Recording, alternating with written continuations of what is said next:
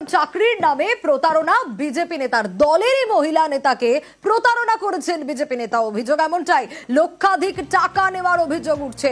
ঠিক কি অভিযোগ, আরো বিস্তারিত জানবো। তার কারণ ইতিমধ্যেই আমডাঙ্গা থানায় বিজেপি নেত্রী এই অভিযোগ জানিয়েছেন, নালিশ জানিয়েছেন।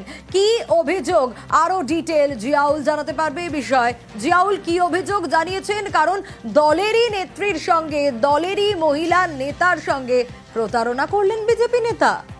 একদম, দেখো, চাকরি দেওয়ার নাম করে লক্ষাধিক টাকা প্রতারণার অভিযোগে গ্রেপ্তার হয়েছে বিজেপির এক নেতা হরিয়াম বাল্মীকি।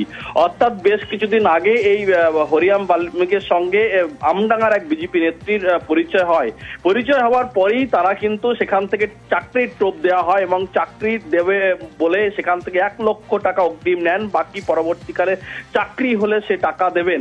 কিন্তু সেই টাকা নিলেও প্রায় 6 মাস অতিক্রান্ত হয়েছে, কোন রকম ভাবে চাকরি দিতে পারেননি। তারপরে 6 জুন অর্থাৎ এই বিজেপি নেত্রী আমডাঙ্গা থানায় অভিযোগ দায়ের করে। অভিযোগের ভিত্তিতে এই হরিয়াম বাল্মীকিকে গ্রেপ্তার করে আমডাঙ্গা থানার পুলিশ। অর্থাৎ হাওড়া সাকরাইল থানার মল্লিকপুর এলাকা থেকে এই বিজেপি নেতাকে গ্রেপ্তার করে আমডাঙ্গা থানার পুলিশ। আজকে তাকে বারাসাত আদালতে তোলা হবে।